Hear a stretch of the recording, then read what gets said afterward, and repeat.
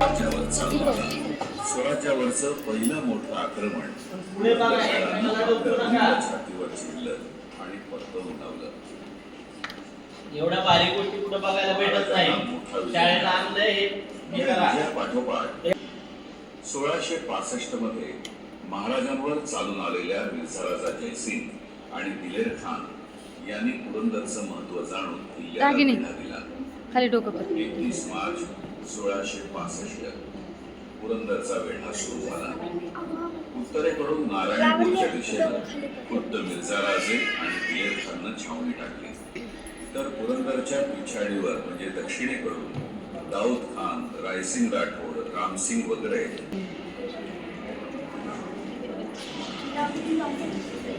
दोन्ही बाजूनी तोफा आग होऊ लागल्या. गडावरूनही तितकंच तिखट उत्तर मिळायला लागलं, कारण किल्ल्यावर नवीनच नामजात झालेला मोरा होताच तितका तिखट. मुरारबाजी देशपांडे जावळी स्वारीत महाराजांना लाभलेला एक हिरा. काय नाव सांगितलं आता? पुरंदर आणि वज्रगड हे जोड केले होते. वज्रगड पडल्यास पुरंदर जिंकणं सोपं होईल हे दिलेर खानानं ओळखलं. त्यानं त्याचं पूर्ण लक्ष वज्रगडावर केंद्रित केलं. पुरंदर कुठे माहिती ना? 3 प्रचंड नारायणपूरचा बालाजी वरती चढवायला सुरुवात केली.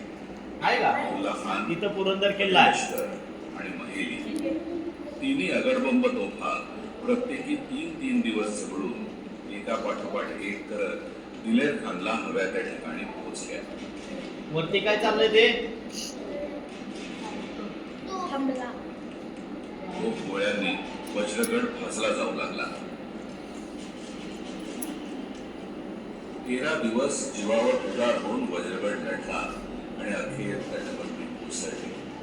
वज्रगड पडला आणि पुरंदरच्या गळ्याला फास पडला.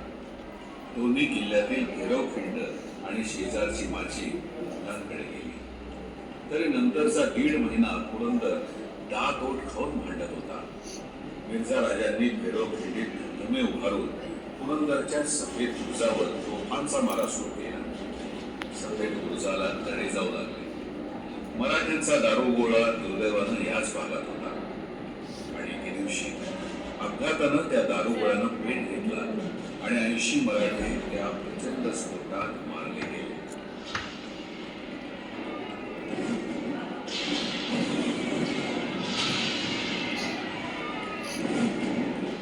काळा बुरुजही 6 दिवसांनी पडला आणि पुरंदरची माची मुघलांकडे आली. हा जिव्हारी लागलेला घाव मुरारबाजींना सहन झाला नाही. त्यांनी सुलतान ढवा करायचं निश्चित केलं. खालून दिलेर खान देखील 5000चं सैन्य घेऊन एल्गार करायला पुढे सरकला. माले किल्ल्यावरून 700 मराठी उतरले. प्रचंड लढाई सुरू झाली.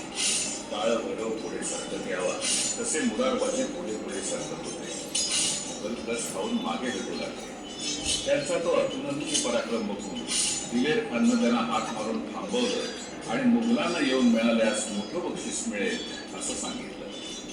मुरारबाजी पराकुटीचे सरकार, अरे मी शिवाजी राजाचा शिपाई, तुझा कौल घेतो की काय? शिजलेले मुरारबाजी आता दिलेर खानच्या दिशेने सरकू लागले.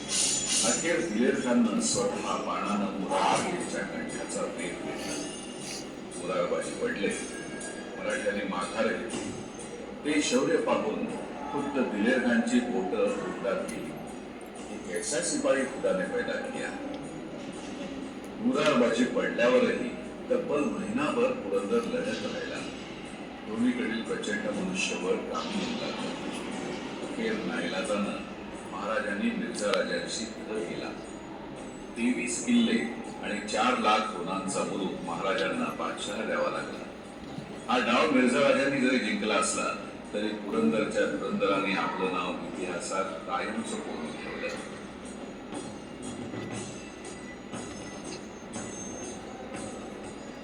आज गडावर पुरंदरेश्वर मंदिर, शेंद्र्या बुरुज, पद्मावती तलाव, फते बुरुज, विविध टाकी, दारुगोळा कोठार आणि राजवाड्याचे अवशेष आहेत. गडाच्या सर्वोच्च माथ्यावर केदारेश्वर मंदिर आहे.